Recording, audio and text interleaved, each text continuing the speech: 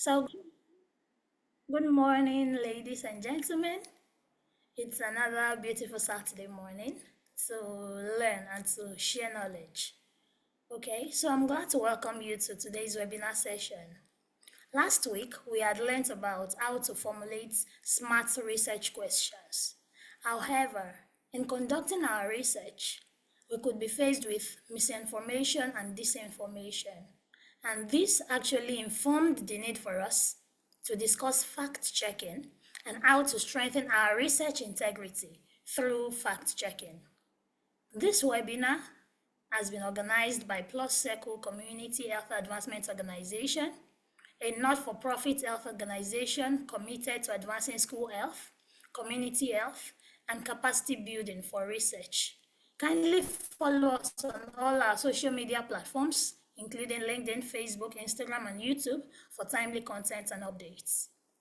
We also promise to share the recording of the session after the session, okay? This session will be delivered by our amazing speaker, Dr. Tolu Jegede, and it promises to be participatory. As the session proceeds, please note your questions by sending them in the chat box.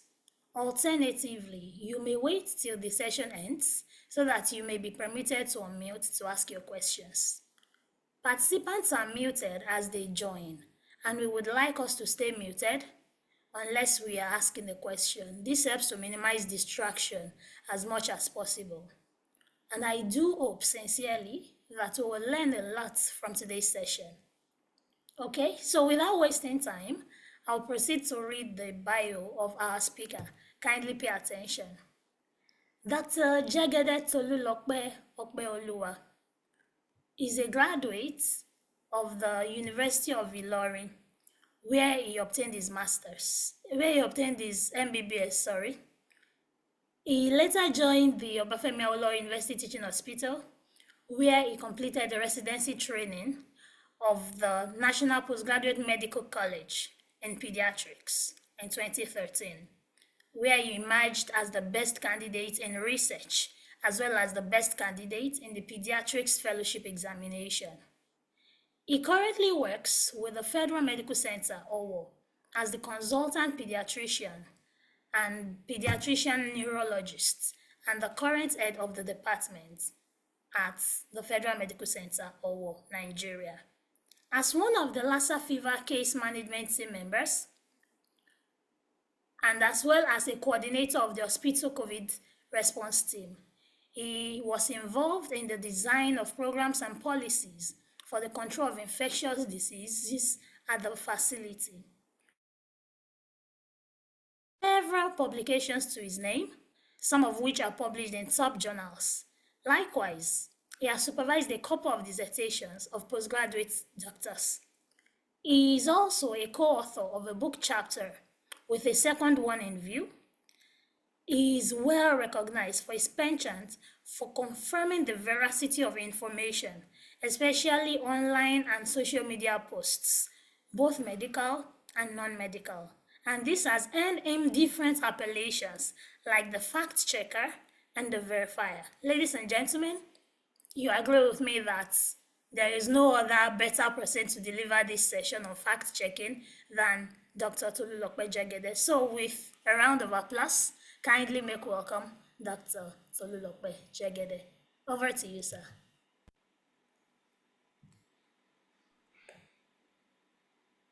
Yes. Good morning, ladies and gentlemen. Can you hear me, please? Yes, we can. Good morning, sir. Okay.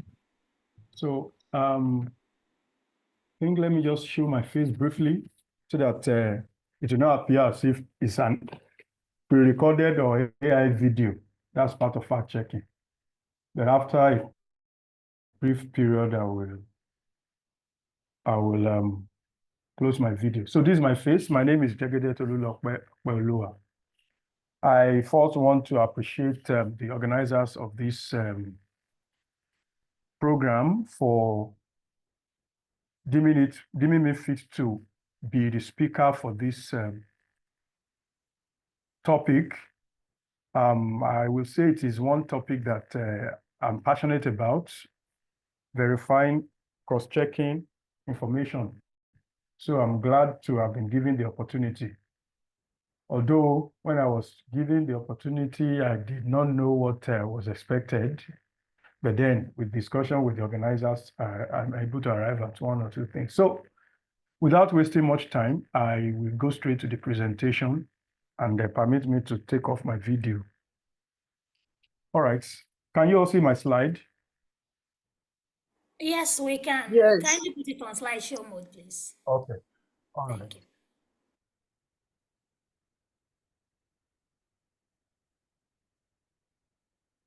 Okay. It's on slideshow right now, right? Yes, it is. Thank you. Okay. So I've been asked to talk about strengthening your research integrity through fact-checking. And I've been said earlier, that's my name and that's my affiliation. By way of declaring conflict of interest, I don't have any to declare. So I will be following this outline: definitions, what is research integrity, nexus between research integrity and credibility, what is a fact, what is fact-checking. We look at misinformation versus disinformation, fake news, fake science. Then we have the brief stint on burden and impact of misinformation and disinformation. Then we talk about sources of information. Then we look at important pitfalls to avoid. So I've honed down on two, which I feel many people are possibly not aware of, or at least most of us are guilty of one of these two. That's zonerism and confirmation bias. Then we look at how to ensure or to confirm the veracity of information or a data. Then we look at fact-checking. How do we go about fact-checking? And we draw some conclusions. So by way of introduction, we know that scientists, researchers have influenced the way we live our lives over the years, from policy, programs, formulation, based on evidences from researches.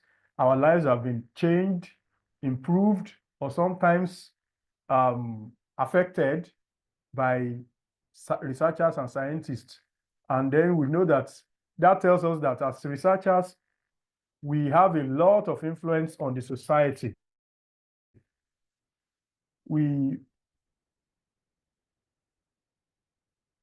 Okay.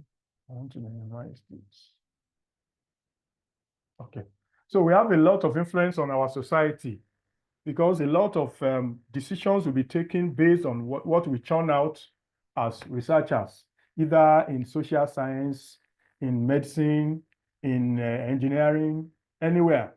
Well, a lot of the life we continue to live is influenced by what some researchers have done in the past. So there's need to ensure that our researches are done with utmost concern for standards.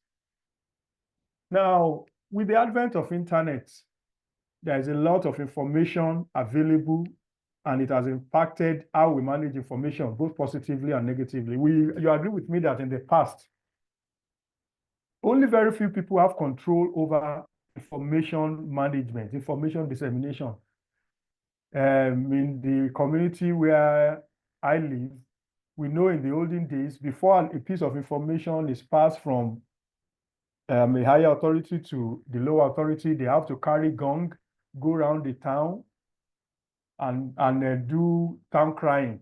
But now we don't need to do that. Even information that is not yet supposed to be in the open, everybody gets to see it. So it has impacted our lives both positively and negatively. A lot of people just churn out information, not caring whether it is correct or not. Everybody has become a researcher. Everybody has become a scientist. So there's an avalanche of information. In fact, WHO coined the term infodemics around 2020 during the COVID-19 debacle, because a lot of people now come out with various forms of information. In fact, some claim to have done researches, and in retrospect, we now see that some of those researches were not done properly, and a lot of them have been retracted. So with the advent of internet, there has been a deluge of information and the problem with information management. So there's need for a conscious effort to maintain research integrity based on correct information. Okay, so I put this slide there because a lot of times people share their opinions and they share it as facts. But we know that everyone is entitled to his opinion, but not his own facts. And the Englishman will also say that facts are sacred. So you cannot take a decision simply based on your opinion. And when you are sharing opinion, you need to be clear that you are sharing an opinion rather than share it as a fact, which is one thing that happens currently. I'm going to be talking on medical research, and I'm going to be talking about information management generally, especially in this era of social media. So what is research integrity? Research integrity refers to the conduct of the research process ethically with honesty, robustness, and transparency. So when we are talking about research integrity, we are talking about ethical conduct of research, honesty through the process of the research, and an all-encompassing method and designs that is supposed to address what you intend to address with the research. And the research integrity is not only about, it does not start when you are doing the data collection or data analysis or result reporting and publishing. No, the research integrity starts from the time of conceptualizing and proposing a research. So research integrity starts from the stage of conception, proposing, conducting, evaluating, and reporting the research findings. So I've also tried to put a few other dimensions to the definition of research integrity. So this is from Bath, University of Bath in the UK. They state that research integrity is the conducting research in a way which allows others to have trust and confidence in the methods used and the findings that result from this. So if you carry out your research in a way that you yourself know that you have not done it the proper way, you are hampering your research integrity. Then the US Department of Agriculture states that research integrity is adherence to professional values and practices in the conducting, reporting, and applying of research. Very important. You might have done a good job in proposing a research, harness correct information, correct facts. You might have done a good job in selecting the appropriate research methods, research designs, tools, and processes. But in the process of reporting, you might be guilty of research misconduct. We are still going to look at what research misconduct is. So, and also in the applying or the application of the research. So research integrity spans through the process of the research from proposing to conducting to writing to application.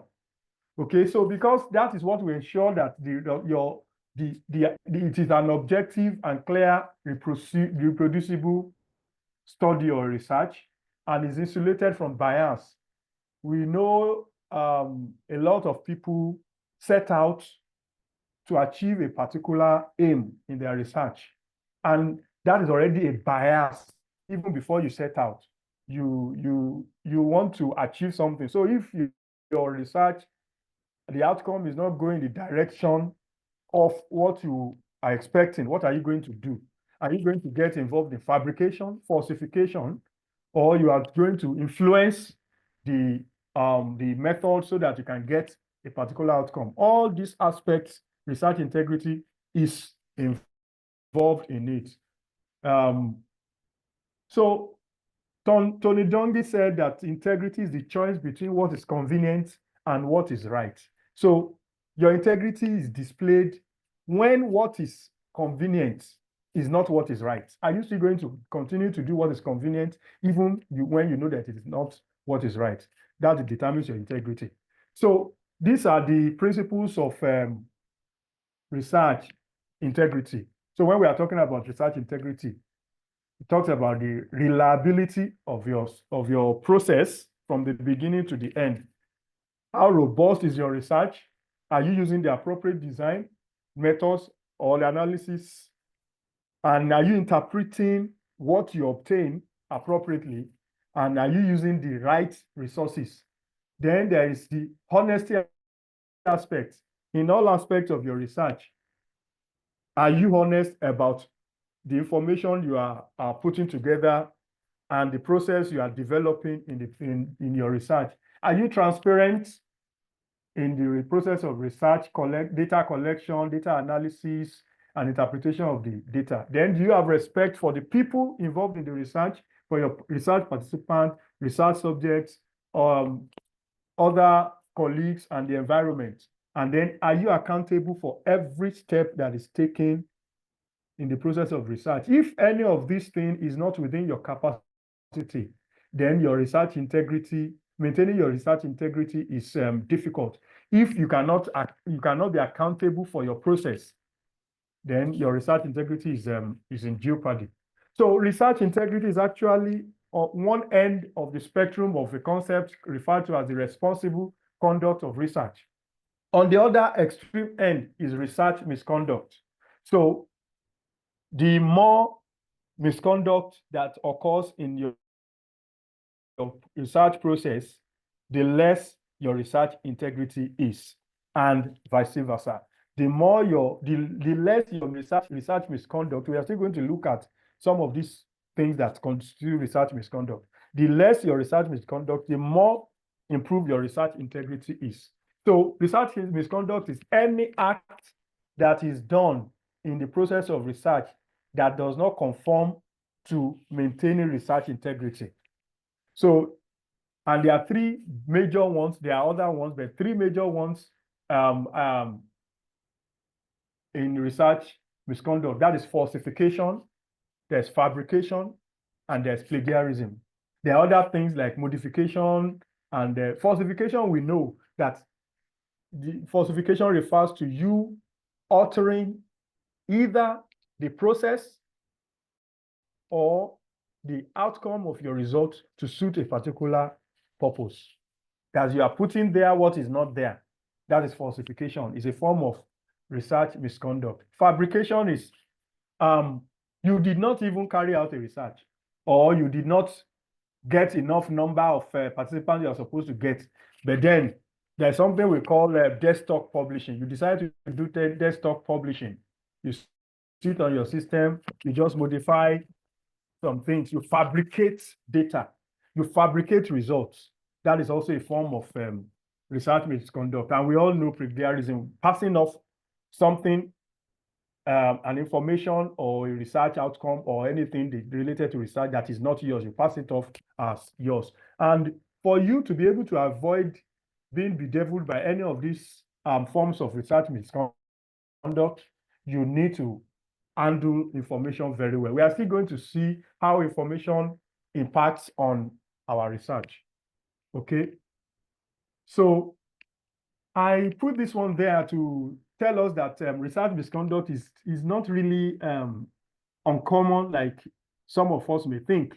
This was a study, a systematic review of 21 surveys, and a further meta-analysis of 18 of those 21 research articles done by Fanelli when he was trying to see how many scientists fabricate and falsify research. So what did he get?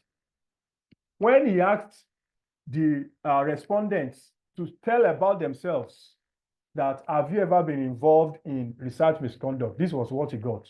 He was able to find that 1.97% of respondents admitted to falsification, fabrication, and data modification, while 33.7% admitted other questionable practices like misreferencing, wrong referencing, and all those other forms of research misconduct. But 1.97% admitted to falsification, fabrication, and modification. This may look very small, But if you extrapolate it, although it might not be extrapolatable in the real sense, but if you look at the general population of researchers, 1.97 admitted, again, take note of that. That is self-reporting that, okay, as a researcher, I agree that I have been involved in falsification. You and I know that it is not, there is going to be a response bias in this one. The respondents might not really be willing to divulge such thing. But when, on the other aspect of the study, when the respondents were asked to report about other colleagues, have you seen other colleagues engage in falsification, fabrication? You see that the figures go up significantly from 1.97 to 14.12%. Agree that I've seen my colleague engage in falsification, fabrication, and data modification. While from 33.7, it's more than doubled that other colleagues. That means that even in this study, some people have engaged in some form of data suppression, because we know that this will be underreporting. So that is just to tell us that research misconduct is not as uncommon as we may think. So what is the nexus between research integrity and credibility? Maybe I should say that when I was given this topic, a list of topics were sent to me. Some of them included research credibility, some included research integrity. And when I did a closer look, I felt that research integrity would be more appropriate. Any of them can be appropriate, but I decided to go with research integrity because it is a build-up of your research integrity that culminates in your research credibility. It is your integrity on each research that determines the credibility of your research. So research integrity is just talking about the conformability to standards. Have you done it according to the laid down procedures, according to what you are supposed to do?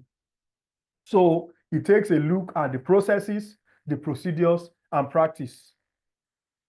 We know that these processes, procedures, and practice, of course, will determine the outcome. But research credibility strictly talks about how believable is your outcome, the measure of trustworthiness of the outcome you are giving after you have conducted your research. So it talks about the outcome, your recommendations. Can we take this outcome as what it's actually supposed to be? So the more you improve on your research integrity, the more credible your researches become. So let's take a brief look at misinformation and disinformation. These are two words that have been coined recently because, like I said, with the advent of the internet, everybody becomes information peddler. So people have, information managers have defined what misinformation and disinformation is. So misinformation is the inadvertent spread of false or inaccurate information. That is, the intention is not to spread the false information, but all the same, a false information has been spread. Many of us as researchers are guilty of this. We do not intend to spread wrong information. We do not intend to utilize wrong information to conduct our research, but inadvertently we find ourselves using, and I'm still going to talk about how some of us engage in misinformation. Then disinformation on its own is a deliberate creation and spread of false or misleading content. This is also very common. I know that there are people whose stock in trade is disinformation. They have websites, they have groups and all that. They have intention of misleading the content, especially and not exclusive of non-medical information. There are websites, there are groups whose aim is to discredit certain medical interventions. So they churn out various information untrue to mislead the public. We are all well aware of a lot of things that went on during the COVID-19, various things, various groups who came out to have claiming to have conducted research, claiming to have known that this is the cause of COVID-19 and all that. So the major difference between misinformation and disinformation is the intention. Unfortunately, the impact of the two may not be so much different, whether you inadvertently spread wrong information or you deliberately spread wrong information. They both have similar impact and burden on the public. So what are the forms that misinformation or disinformation can come? It can be fabrication, non-existent content, where we know this one a lot. People will just write a lot of things non-existent and they will post it. And unfortunately, like I said, with the advent of internet, before you know it, it's all over the world. Then there's manipulation, in which case the true content is altered. For example, some people may alter a video or alter an image. And one thing that is also common in this one is cut and sew, the one I refer to as cut and sew. People cut a video, cut in between, and join another one so that the context of that video, of the information passed in that video, is lost. So this is also a form of manipulation, although there's also a false context, in which case there's the content is actually correct, it's true. It's a correct image, correct event, but it is imputed to a wrong context. And we see that a lot. Newspaper headlines do that a lot. I've seen some newspaper headlines that they put the image of somebody that is popular, or they use the name of somebody that is popular to write a headline. And by the time you read it, that's also another form of misinformation. By the time you read the content, you see that they just use that headline to attract your attention. This person that is written here is an unknown person, but because the name of the person bears the same name with a popular person, they use it. Then we have seen people who will bring images of what happened in another setting, and then they put it and write another story around it. This is also a form of false context. Then imposter content. Yes, this is what I just talked about. You use a known brand or logo with either a true or false content. Okay, we also see that a lot. People will come up with a video, especially now that you have AIs that can generate video messages, and they put BBC, they put CNN on it. Meanwhile, that information did not emanate from those known brand or known logo. I'm still going to talk about a particular video that went around some time ago, and what I did about the thing. Then there's also the misleading content. I've talked about this earlier too. When opinions are presented as facts. For example, I read some headline recently that the public cry because this thing. And in the video, you never read anything in the image, in the content. There's nothing like people crying or people jubilating. It's just a normal everyday activity that is ongoing. But they want, the writer wanted something that is attractive. So the person used his own opinion and presented it as a fact. And another person will read that and then run with it. And the same thing happens in our research world. People will just write their opinion. A lot of this happened during the COVID-19. I just feel that this medication will work. I mention it. And because I'm a scientist, people begin to talk about it. During the, what's it called? Ebola, we saw some people came out with bathing with salt water, and a lot of people believed it and followed it. That's an example of misleading. Then there's false connection. There's a disconnect between the headline or the captions and the content, and this is usually used by print or online media, and we call it clickbait. A lot of it happen now. So I want to enjoin those of us who are headline readers. Don't base your conclusion on a matter on just headline. I've seen a lot of headlines that do not tally with the content. But for you to have a click, you need a bizarre headline, a sensational headline, so that when people see the headline, then they click. And the more they click, the more the money. So we need to be aware of that. So fake news, we are all aware of fake news. This picture here on this, on the right of the screen, we see that there's so similarity between fake and facts, just two letters, 50%. Okay, while down here, I put this picture here to show that if you look for facts, it is always there somewhere hidden. But when you find it, it becomes glaring. You see it. It stands out. See?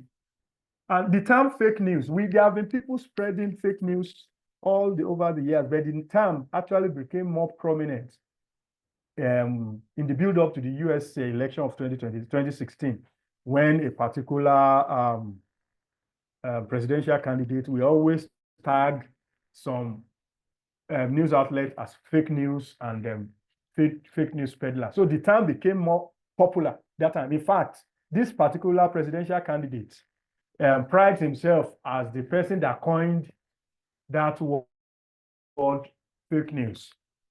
So in 2017, the term fake news was judged as the most used terminology in the news setting, to tell you how many times it was used in that time, that the use of that term in 2016, 2017 shot up by over 300 times the rate it was used before.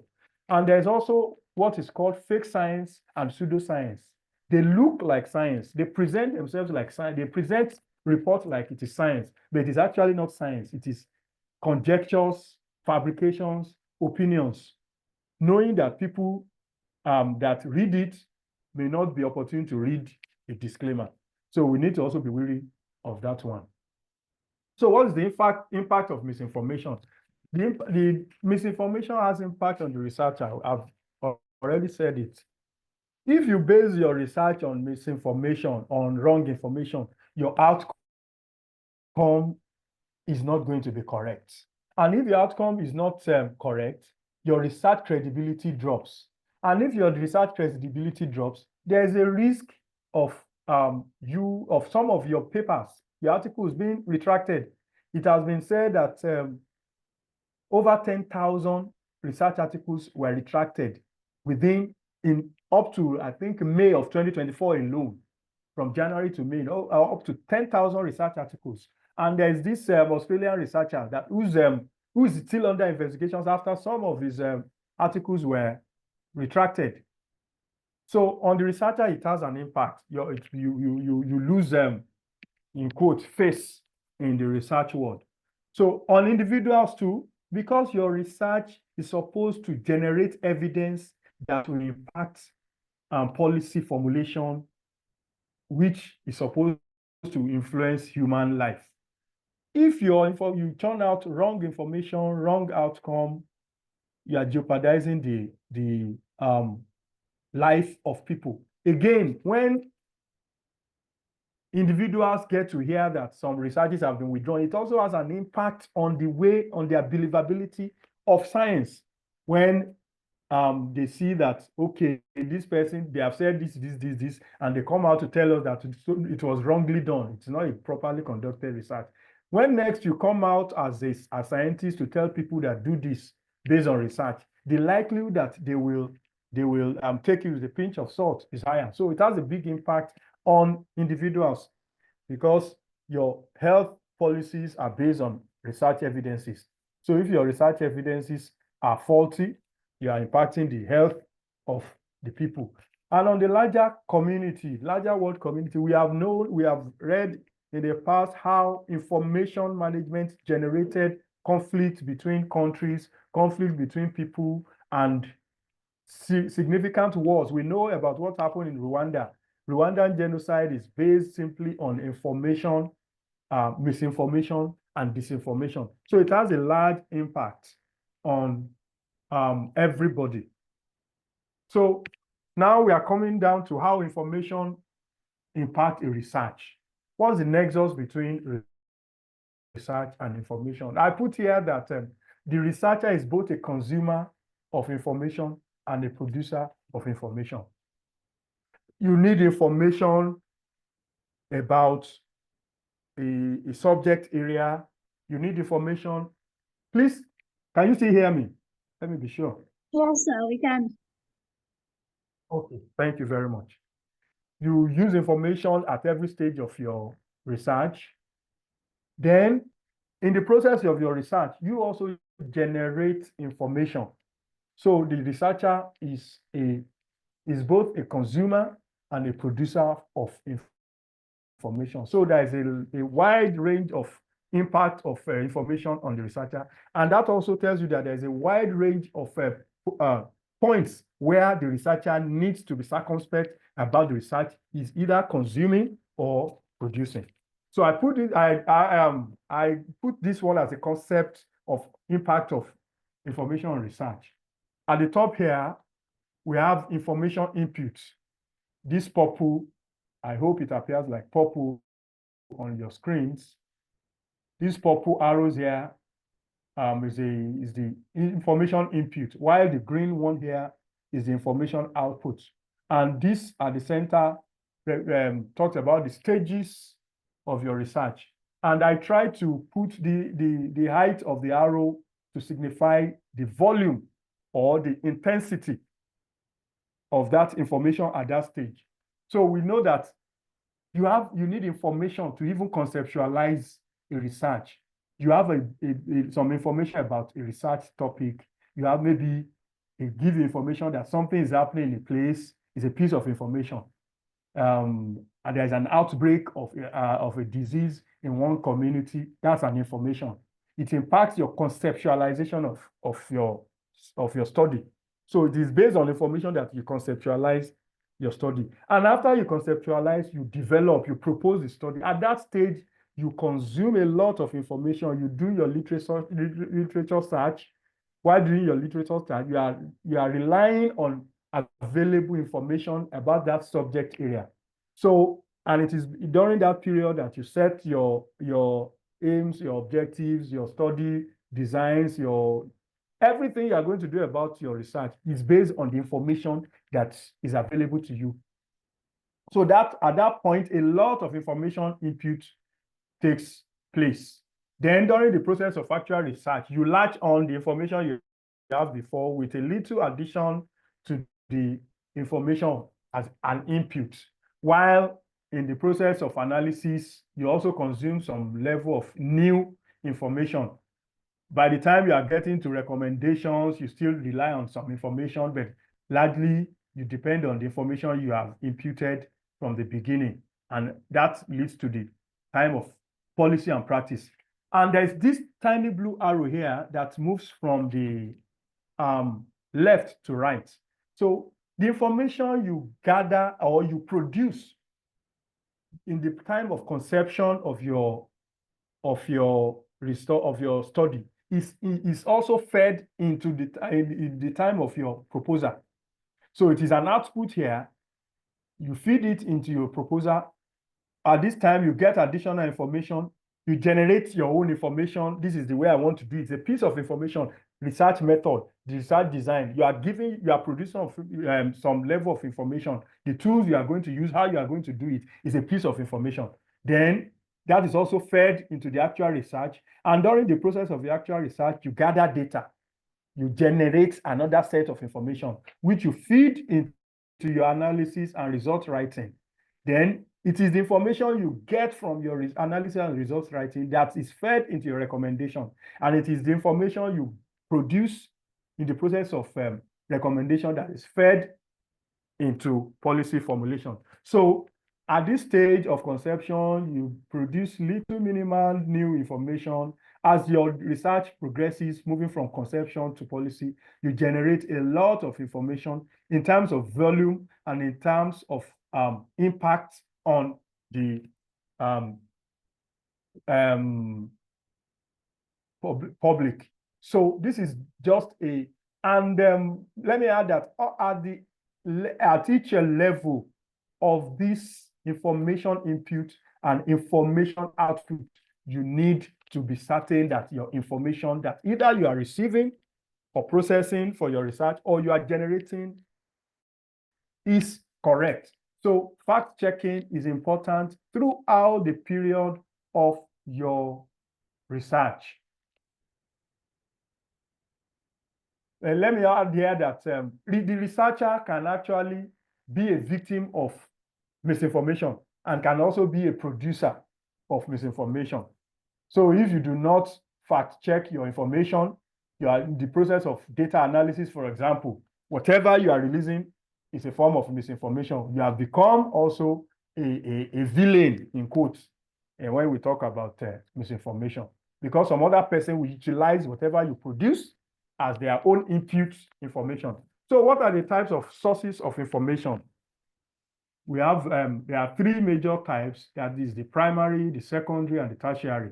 So the primary source of information refers to the first-hand account of an event or of a thing. So it provides a direct evidence, and it is usually created at the time of that event, or it can be created much later, but is usually created by an eyewitness. So examples of primary source is original journal article. I conducted the research on a particular thing and I write it. It's a primary source because I'm the one generating that information for the consumer. But there's another form of journal article that is not a primary source, the review articles. I just look at it, the information that has been generated before, and then analyze it, synthesize it, I evaluate it, and I interpret it. That is a form of secondary source of information. Let me add here that newspaper articles is also a form of primary source information because the newspaper writer, the writer in the newspaper is supposed to write based on direct evidence, direct observation. I'm adding it so that we will not always think that the primary source primary source of information is always the best source. Yes, it is. The aim is to get the primary source of information, but not in all situations, because newspaper articles, I will still talk about how to check the veracity of source of information. Newspaper articles do not undergo peer review. A person can just decide and say, this is what I observed. That is why if you read 4 newspapers about the same event, you may get 4 different views, 4 different events, and you begin to think, are they referring to the same event? It is because there is no means of harmonizing it.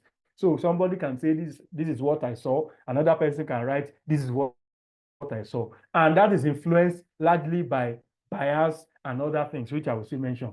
So while tertiary source of information gives a broad overview and a condensed narrative of the topic, like what you have in dictionaries, in encyclopedias, and systematic reviews that they put various either primary or secondary sources together and condense it so that picking that thing alone, that source of information, you get a broad view.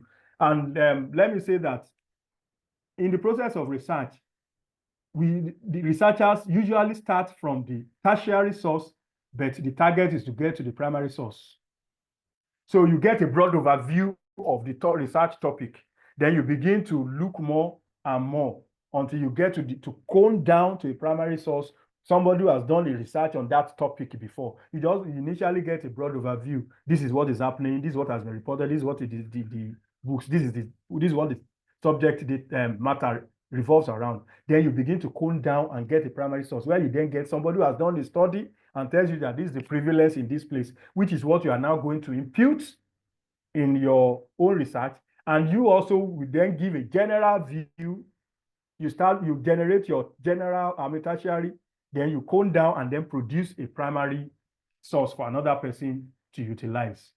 So, like I said, there is no hard and fast rule about the truth factor of any of these sources. Yes, primary sources will still give you a first-hand information, but not all primary sources of information are equally reliable.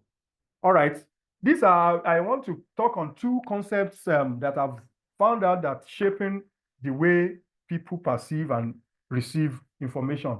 There's this concept of zonarism. Zonarism is coming from the name of this teenage high school student, Nathan Zona. who showed that people can easily be influenced by misinformation. He demonstrated how people can be easily influenced by misinformation. So what he did was that he wrote an article about a chemical compound which he called dihydrogen monoxide. And he wrote about how this dihydrogen monoxide is present if present in large volume in a particular place, can damage people, and it is present in cancer cells. It can make people to die. If it's present too much in the body, it can kill people. And at the end of the day, he wrote a lot of bad things about DHMO. And then he did a survey to find out if people will be ready to join him to advocate for the ban of DHMO. He found out that out of 51 respondents, 43 agreed that DHMO, based on the information that Nathan Zona has given out, DHMO should be banned. But what he did not tell them is that DHMO, which is dihydrogen monoxide, is actually water. So what he did was to use a different name that sounds very scientific and wrote very scientifically looking article about water, about the side effects of water, and then started a drive for the ban of water. So he concluded that a true fact can be used to lead a scientifically and mathematically ignorant public to a false conclusion. And this is very common, especially in science world. You just pick a small part of a scientific publication, which is actually true. Then you begin to extrapolate, you publish it, you expand it, and people begin to run with that information without putting it in context. So it is funny to say that despite the fact that Nathan Zona came out to say he was doing a survey of how people can be influenced, there are people who are still, there are still websites and people who are still calling for the ban of DHMO. If you Google ban DHMO on your search, you see a lot of websites. That tells you that no matter how you fact check some things, you may not be able to catch up with the misinformation that has gone ahead. So the best thing is to prevent that misinformation from happening. So the other thing is confirmation bias. This is the tendency to search for, to interpret, and to remember information that confirms your belief. This is very, very rampant in the political world, even in science world. If you are the type, if in your mind you believe a certain medical intervention should not be used, you are likely to believe only research outcome that meets what you believe. This like a Venn diagram. There are two circles here. This is the facts and evidence. This first circle here is the fact and evidence that is available. This is our belief. This is what we believe. Based on the facts and evidence, there's a nexus between what is fact and evidence and what is our belief. This is the only aspect that somebody who has confirmation bias will accept from the facts and evidence that is available, because that is what conforms to what is in the mind of that person. And that happens a lot during the period of COVID. No matter what you tell some people, because that is what they have, some things in their minds before, they do not believe any other thing you say except it conforms to what is in their mind. And they are still shopping for more information to confirm this other aspect that this fact and evidence has not confirmed. So confirmation bias can give us a false sense of knowledge. You think, yes, we said so. Instead of having confirmation bias, come out with the mind of, I may be wrong. Let me prove that I'm wrong. Then if you are not wrong, it is better for you than to go out with the mind of, I am right. So you are looking for everything that will confirm that you are right. So when even you see something that is against your belief, you discard it. And that happens to us too when we are doing our research. You have something that you want to validate. if you get something that is negative to it, are you going to publish it? Are you going to continue your research? Are you going to, for example, especially if you are working with maybe pharmaceutical company, they are doing a study to find the efficacy of a new drug product. And in the course of your research, you find that it is not efficacious. Are you going to publish it? Or you are just going to stop it and kill it, which is also a form of research misconduct. So what is a fact? I just checked some dictionary meanings of fact. I got 3, but some things are common to the 3. It's an event or thing that is known, that has happened, or that has existed. Dictionary.com says that it is that which actually exists, or is the case, or is the reality of truth. Why Cambridge says it's something that you know is true, it exists, or it has happened. So the common word is that facts is something that has happened, something that you can verify, and something that is true. It is different from what you imagine. So there is a diagram here that I put what you think, or what you want, or what you interpret it to be versus what it is. What you think, or what you want, or what you interpret it to be is your bias. It is your opinion. It is your inference. That is also something that is common now. People read something and they infer. And when they are reporting it, instead of reporting what they actually read, they will report what they inferred. I advise people, say what you just release, what you have, the information you have. Let each person also infer on his or her own, rather than sell your inference to people. You have reduced their own ability to think and process the information. Then what you think, it can also be your perception. Whereas what it is actually the fact. So I gave some examples to see how we process information and how we lead to misinformation by the time we process our information. I put here, this happens a lot in my practice. I'm a pediatrician. A 7-month-old child who has fever and has not been feeding as before, despite that the mother is offering food as before. So this is the information that the mother has given me when I interact with the mother. So how do I then convey this information to another person? What most, especially our junior colleagues, will say is that the 7-month-old child has loss of appetite. This is not the information that was obtained. This is just an inference from the information that was obtained. Meanwhile, what information obtained is that this 7-month-old child has refusal of food. This may look like it is flimsy, it is nothing to worry about, but it can shut your mind away from possibilities. There's a difference between loss of appetite and refusal of food. If somebody has loss of appetite, you will not think of anything wrong with the gastrointestinal tract, the throat, and the swallowing process. But if you just limit yourself to the information I have now is refusal of food, you will still be thinking that, okay, could it be a throat pain? Because a child that is 7 months old cannot tell you that I've lost appetite. What they can observe is that the child is not feeding. It could just be a throat pain for all you care. But if you have restricted yourself to loss of appetite, you are limiting the options of diagnosis that you can make. Then I put a second example here. There's a new study that showed that the outcome of treatment was similar between 2 groups of patients, despite that one of the groups has additional treatment modality of medication. So somebody decides to write this one and write it as the additional treatment modality of medication is contraindicated or deleterious in the disease condition.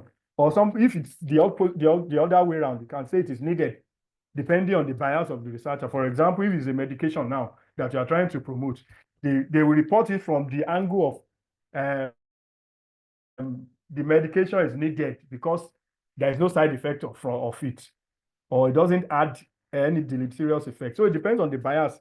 But this is not the information that this short-term, this is not the inference that could be derived from this short-term information. It's better to limit yourself that to the point that the additional treatment modality of medication has no additional benefit in the disease condition. The reason is that there can still be other things to look at in this in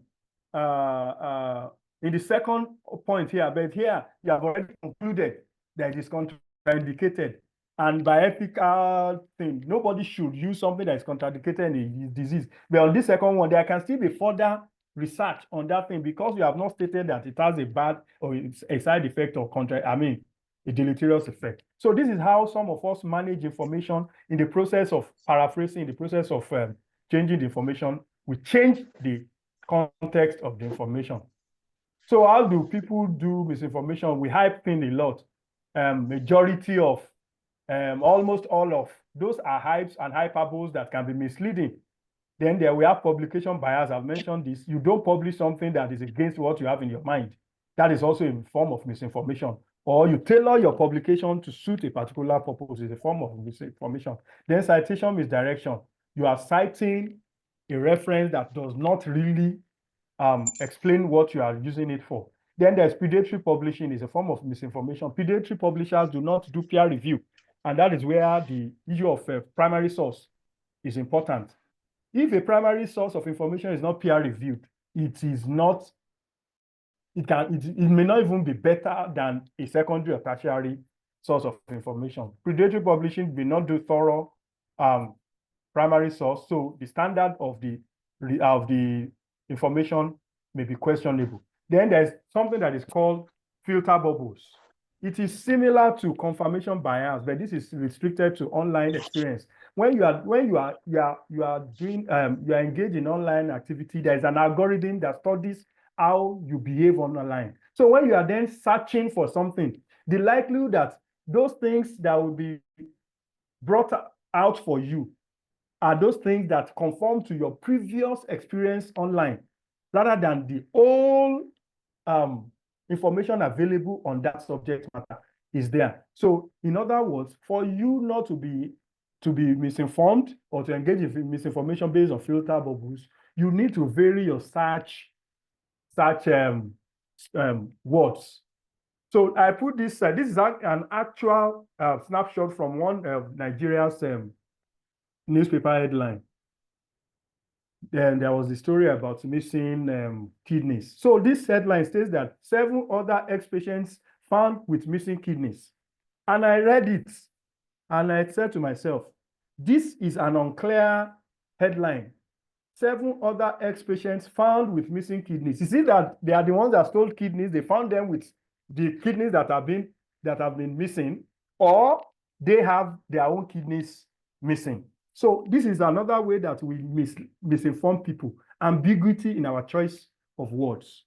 When you put "and," in the Nigeria election tribunal, "and" was an important factor determining the meaning of "and." So some of our choices of words can alter what we actually intend to convey, and that could be a form of misinformation. So I advise people to write unambiguously. Don't use complex sentences.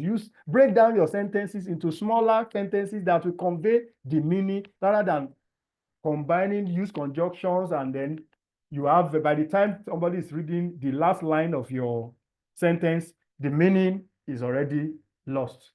So why do you need to fact check? Because there's information overload.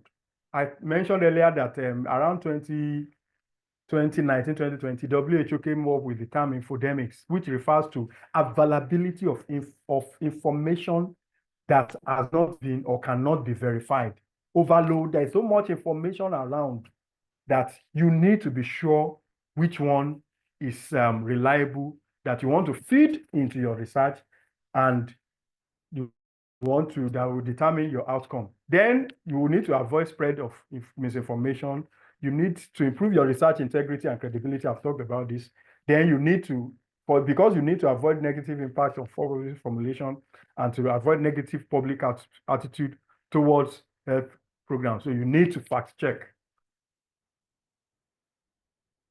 All right, so we come to nitty-gritty. Some of the things I'll be mentioning here are based on my personal experience, which you need to also fact check, and also some of the information I got from my searches. So how to fact check? There are various ways to fact check depending on the information you want to fact check. So the one thing that I do a lot and I advise people to do is source verification. You need to look at the source of your information and verify that source.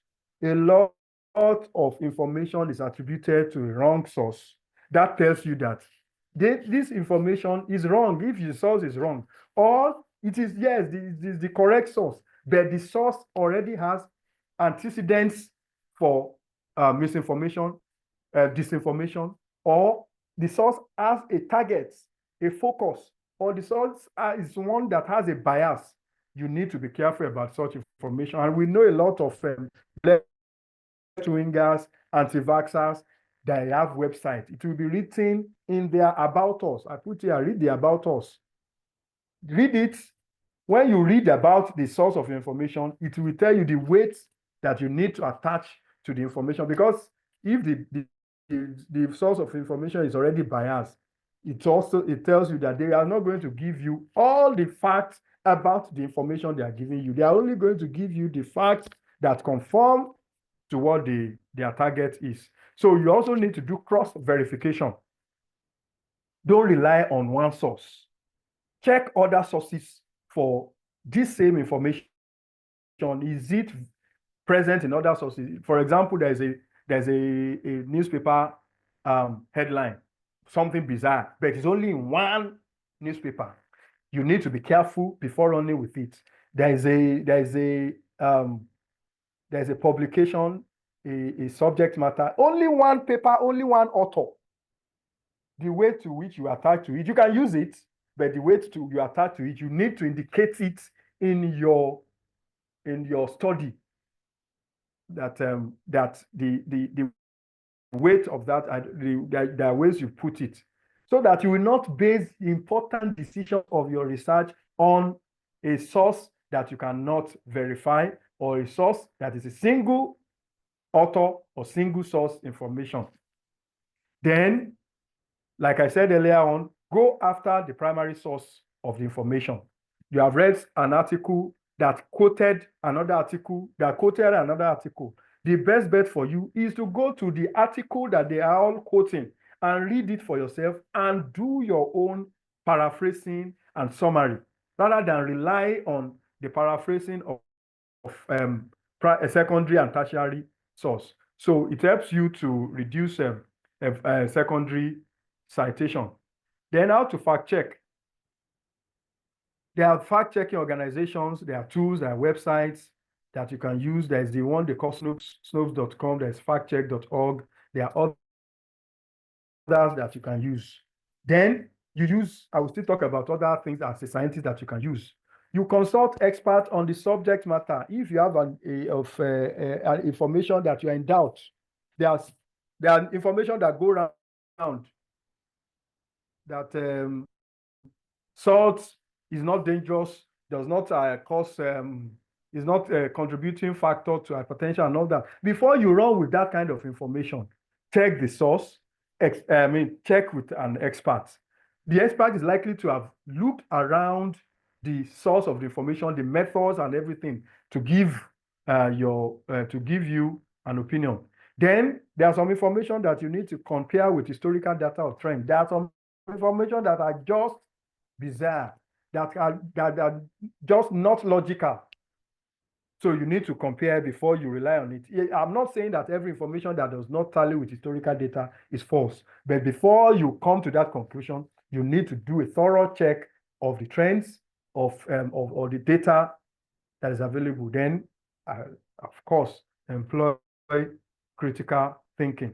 So I also put here that as a scientist or as a researcher, you also should not contribute to misinformation. You must do your paraphrasing and your summaries without losing the meaning that you intend to convey. That is where most of our misinformation starts from.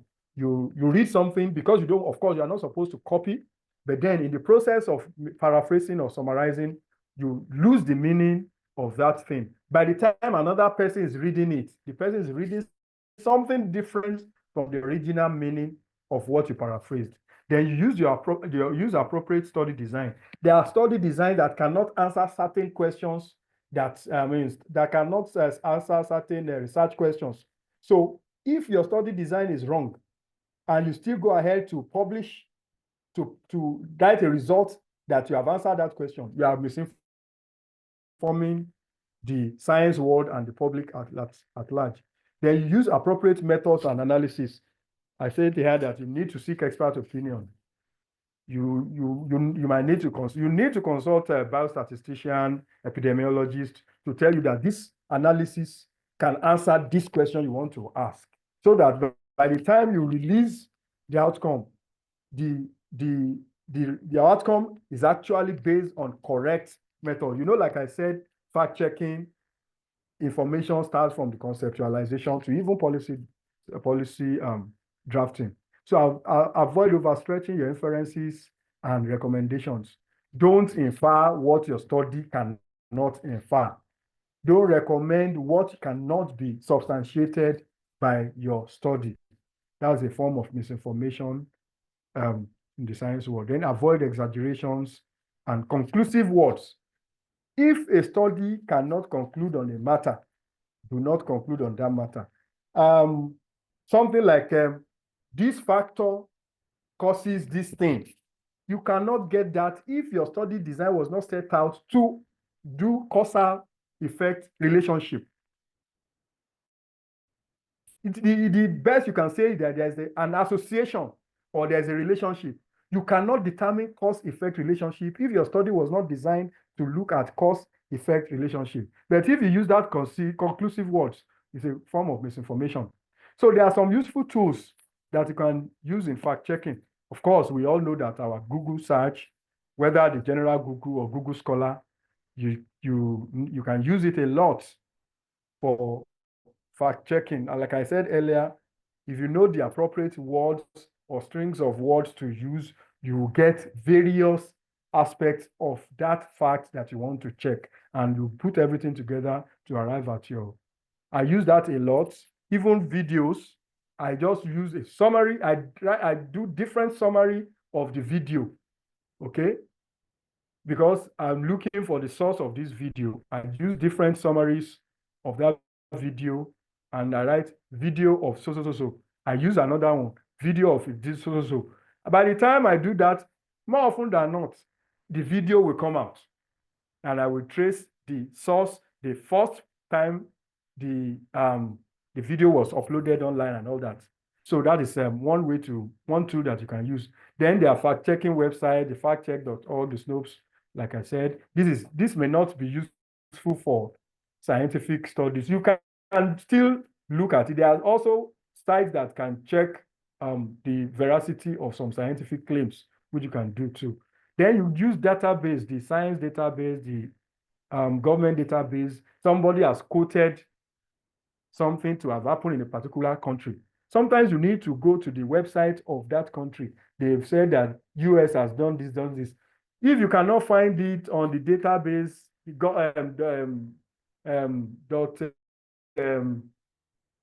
gov of US, is likely to be an incorrect information. You may need to check official documents to check the veracity. Then this is another thing that I use a lot, reverse image search tools. Somebody has posted a picture and has written a narrative with the picture. You can search for the narrative, you can search for the picture. And there's a way you do that on your Google. Now, Google now has incorporated that plugin into their search engine. You can search using words, you can search using image. And there are also downloadable software applications that you can use for reverse image search. Somehow I was supposed to attach some of this, but I didn't know I did not attach it. There is the reverse image search on Android. And there's also, and I'm sure it's also on the iPhone. I'm not an iPhone user. So there's also the search image on Android. You can download either of the two. It will just ask you to upload that image. If that image is online, it will bring it for you. So you can look at where that image appeared first and trace the story, because there's a way things go in circulation. It was posted 5 years ago, 3 years it is posted, this year it's posted again. And each year they may be having different narratives. If you use research image, it help you to trace it back to 5 years ago. At least one thing will be certain, that this is not what is just happening now. Then there are social media monitoring tools. When you read social media, Instagram, Facebook, there's a I think I know of Facebook very well, and Twitter, and well, they now have a plugin that will tell you that general available files do not support this information. Don't just read what is posted, read that, comment under it, and you discard such information. Then for us as scientists, we need to verify our data, and there are ways to verify our data so that the information you are feeding into your analysis is correct, so that the information you then bring out for the public consumption will be credible. You can do that manually, and there are softwares like Excel. You can write Excel formula. For example, your study is a study on children between the ages of say 5 months to 5 years. You can write an Excel formula that will help you to detect if there is an error of age entry. Maybe somebody has made a mistake wanting to write 10 months. Inadvertently wrote 1 month. You can write some formula. You can do checks on XPSS, and you can use Excel formulas to look at those data that are not within the scope of what you intend to gather. You can do that manually as well. So, and I also put here how you can do data verification. You can check collection and entry verification. At the time you are collecting, you need to cross-check if the entry is properly done. Then when you are entering the data, you cross-check against the source. Maybe you have extracted from case files, for example. Sometimes you may need to go back to the source of that information, which is the case file, and see whether the data that has been entered for you is correct. Then you can validate using logical criteria. The age is within what I want. From there you can detect missing or incomplete or data. Then you can do data cleaning. After you have done that, you then do data cleaning and data correction. Then you do final review and documentation. So this is another method. Well, it also incorporates some of the things I've mentioned before of verifying source of your information. Like I said earlier, there are different sources of information. This CRAP test was designed by librarian Susan Beckley, and in 2014, and it is a guideline on how to determine if a source of information is credible and it's useful. So the CRAP is actually an acronym for currency, relevance, authority, accuracy, and purpose. So there are questions that you ask. You have a source of information. You ask yourself, you have, for example, a journal article about a subject matter. You want to verify if this is a good information for me to utilize. You ask yourself certain questions. So the C stands for currency. So you ask yourself, when was this information published, or when was it posted? Has it been revised? For example, you are doing a study about COVID-19, for instance, and you are using information, you are basing your information on use of hydroxychloroquine, for example, because some people have published an article on hydroxychloroquine. You now use that as a basis to justify the use of hydroxychloroquine. We all know that other published articles after those initial ones have said a lot about the role of hydroxychloroquine. Or you are telling us about the connection between vaccine and autism and all that, which has been rife in the past, but there have been recent information to contradict that. So if you base your information only about that old source, you might be on the wrong putting. So the R represents relevance. Is the information that I'm getting, is it relevant to what I want to do? It's not every information that you need to utilize to feed into your research. So who is the intended audience of this information? Am I the intended audience? Am I within the scope of the intended audience, or is the information at an appropriate level? For instance, you are using information meant for non-medical as a strong basis for your study. You are already creating a weak link for your study. Then authority. Authority talks about who are the authors, who are the publishers, who are the sponsors. So you get your data, your information, you need to look at the authors. Does the author or do the authors have expertise and credentials to lay claim on what is being said in this publication, for example, or this information? Is the author qualified to write on that topic? The publishers, the source, are there any bias? Are there any conflict of interest? Those are the things that will help you to tell you that, okay, although this is a piece of information, but I need to be careful about this information because it's from a group of people whose aim is to achieve this. So the information they are going to give is only the ones that support this. So I need to cross-check this one and see if this is the absolute information about this subject matter. Then there's the second A, which is the accuracy. Where does the information come from? Is this supported by evidence, or is this a personal opinion, a personal claim, or has it been reviewed or referred to peer review? This is where I mentioned that primary source does not necessarily mean that it is a good source of information. Peer review article are better sources of scientific information than unreviewed article and other levels of review. Can you verify the information? Is the language or tone unbiased or free of emotions or influence of political undertone, religious undertone, and all that? Are there spelling, grammar, or typographical errors? Well, everybody can make mistakes, but if you see an article that is having a lot of these errors, you should talk about the quality of the review of that article. If the article passes through peer review and it is still coming out with multiple errors, you need to be careful about using that kind of information. So purpose, what is the purpose of the information? Is it to inform, to teach, to sell, to entertain, or to persuade? Do the authors make their intentions or purpose clear? Is the information fact, opinion, or propaganda? And does the point of view appear objective and impartial?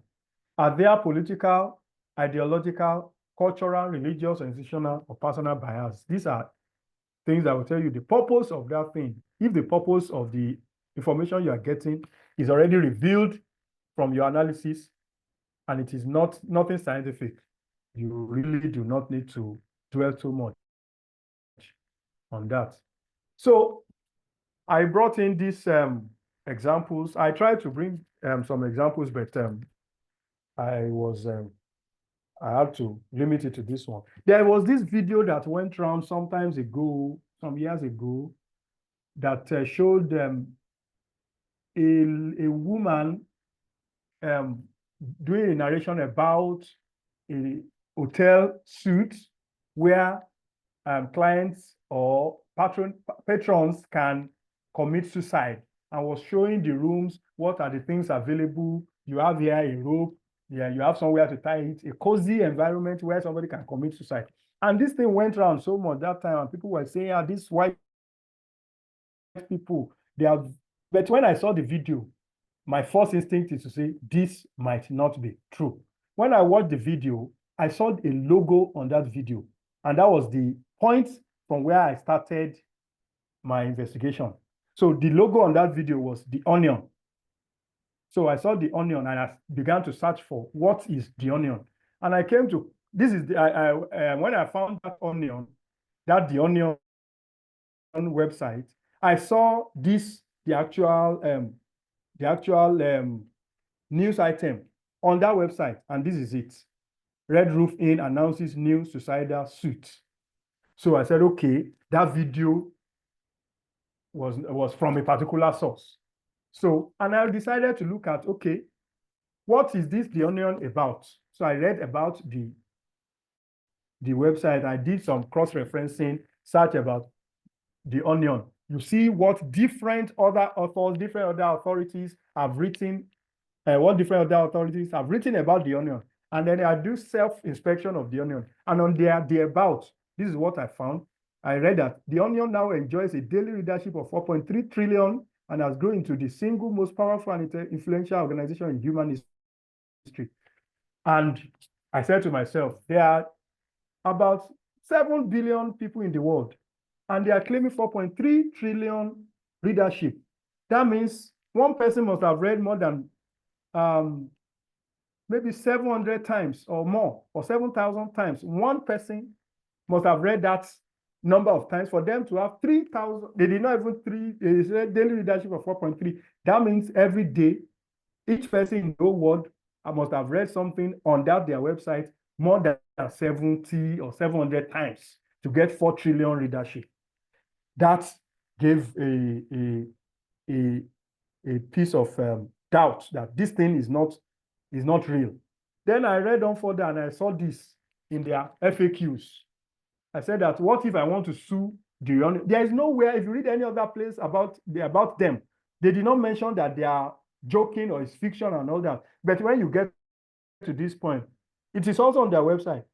They write, what if I want to sue the Onion?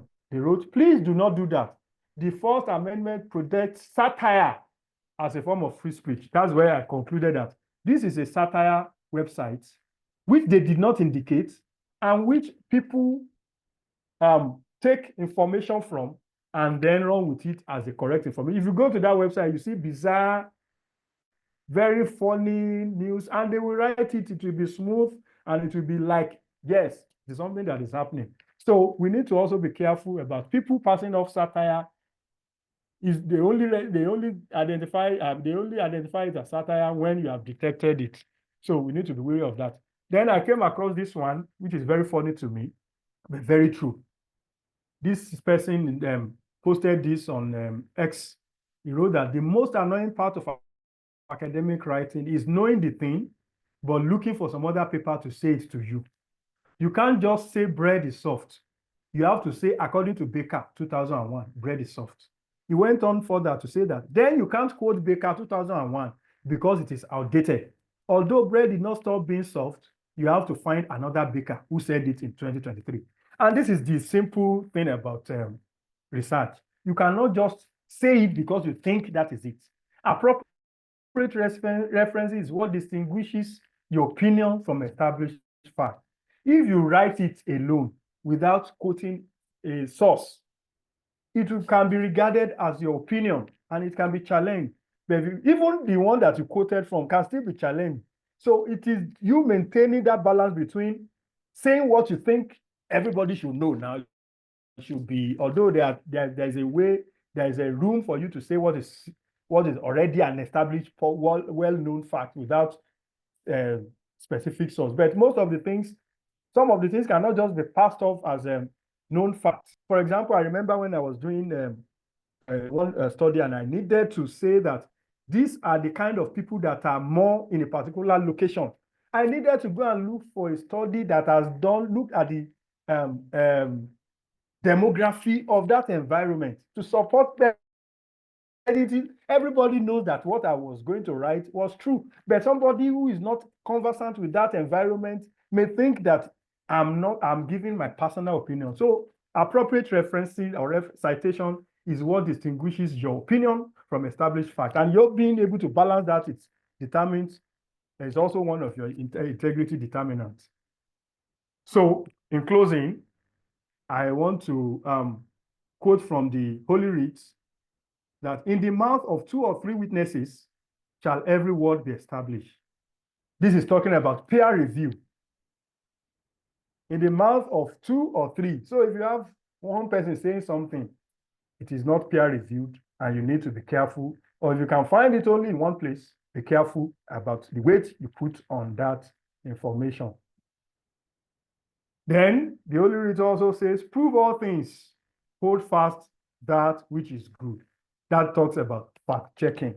You need to fact check your information before you rely on it, before you feed it into your research, before you use it to generate information that can be used to formulate other, important policy. So finally, I want to say that research integrity, you see this man holding the globe on his hand.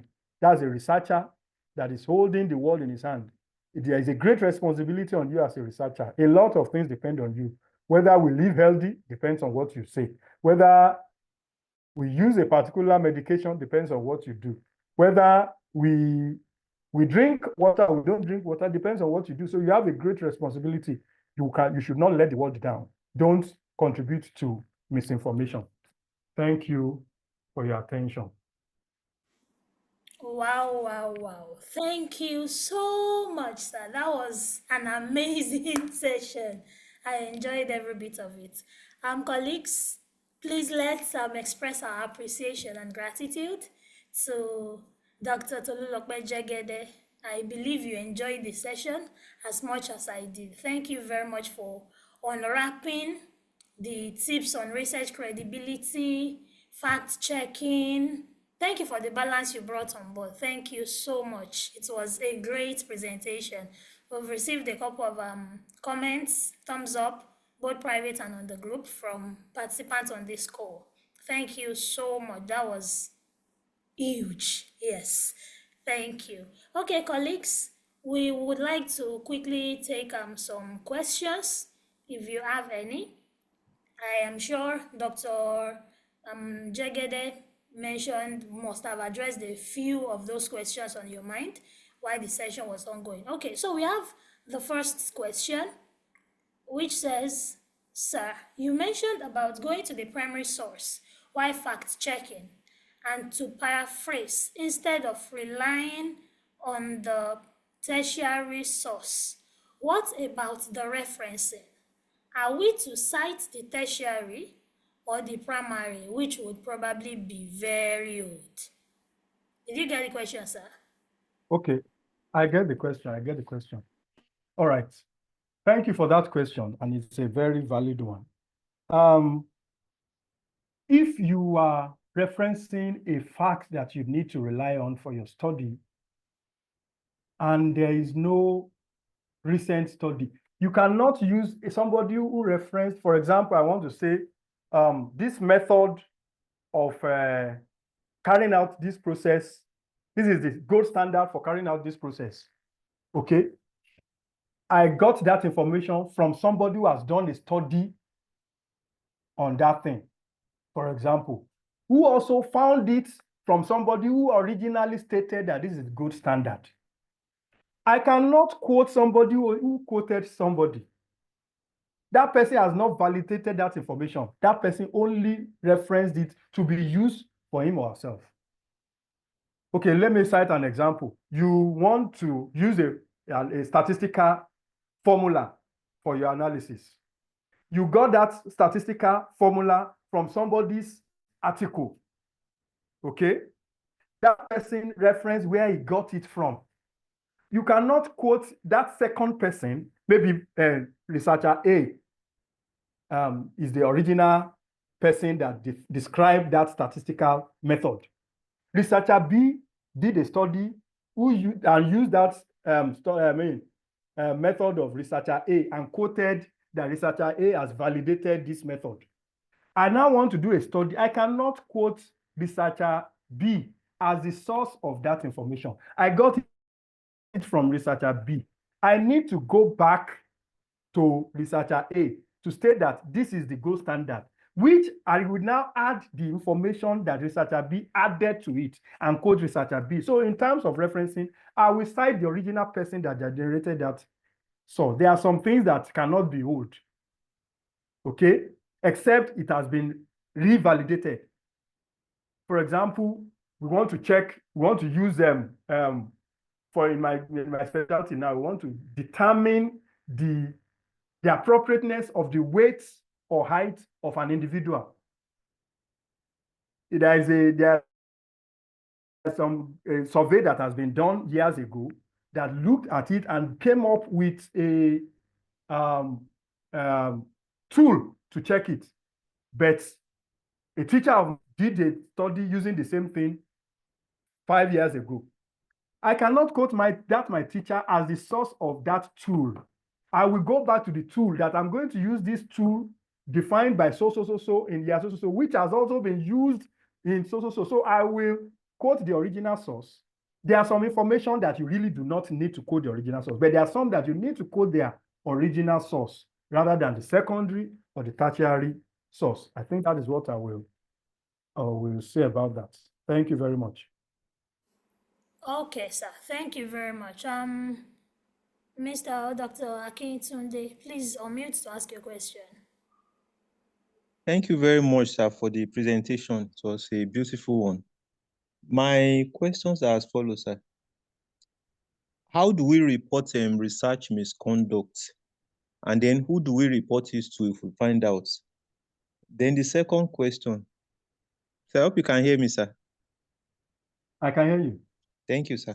The second question is there any website where one can, or is there any research integrity ratings website such that if I see an article, I can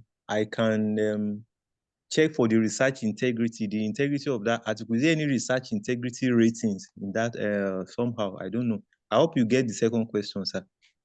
I do. Thank you, sir. Okay. Thank you very much for your questions. How do we report research misconduct? Well, let me just add that reporting research misconduct can be in two ways. You can do self-reporting, and it can be reporting of another person. And it depends on the setting you are. For example, I've published an article in a journal.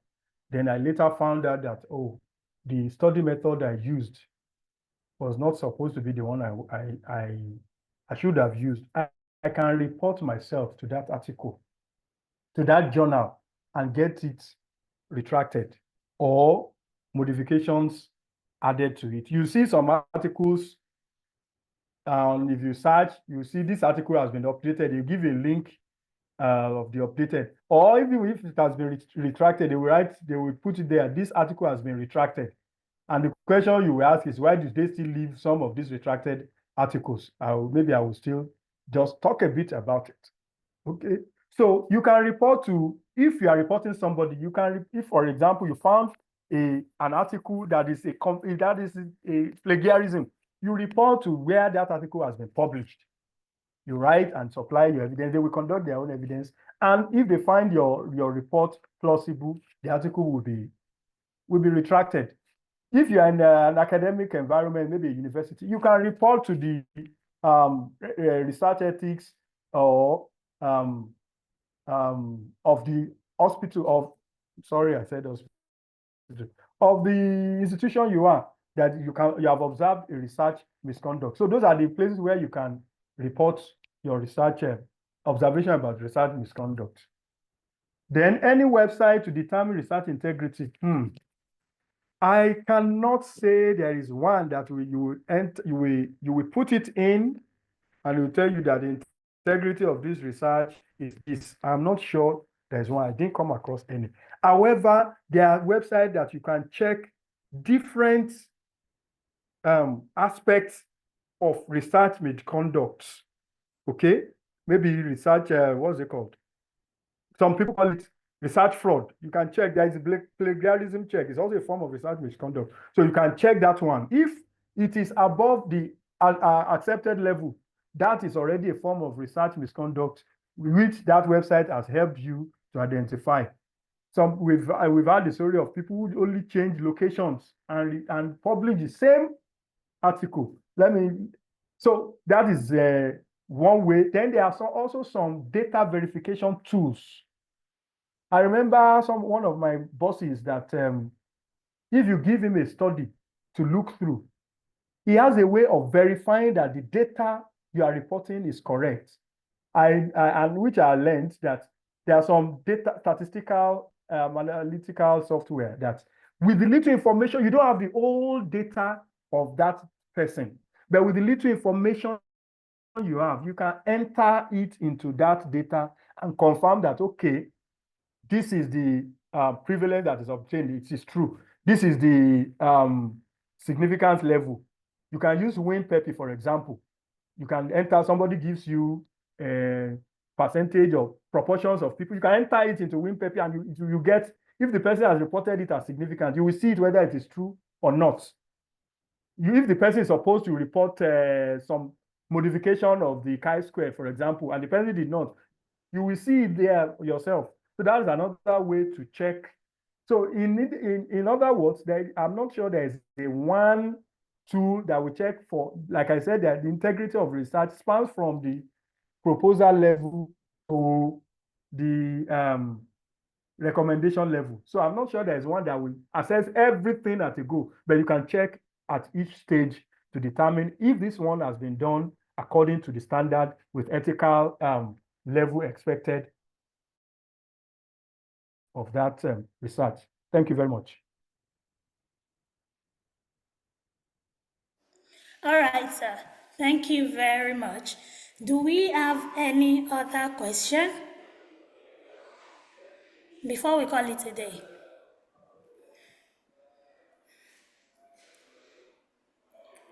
Okay, I don't think so. So we would like to appreciate Dr. Tolulope Jegede.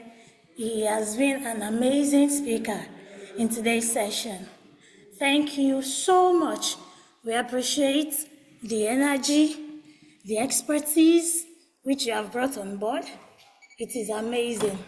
And we hope to apply the knowledge we have gained today in future sessions. Thank you so much. So colleagues, as we proceed on the weekend, please let's keep fact-checking.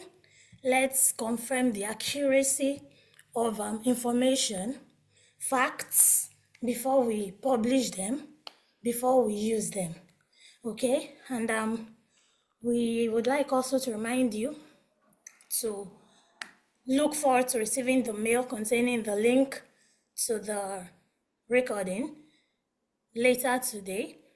We will share that today. And we also want you to kindly respond to the post-webinar survey using the link that has been shared in the chat box. We'll converge again next week, Saturday, by 8 a.m. GMT +1, that's Nigerian time. So we look forward to having you on the call. Please tell a friend to tell a friend to tell a friend. And lastly, thank you very much, Dr. Jagede. You are entitled, just like every other person, to your own opinion. Everyone is entitled to his own opinion, but not his own facts. So let's keep fact checking and have a nice day. Thank you. Goodbye, everyone.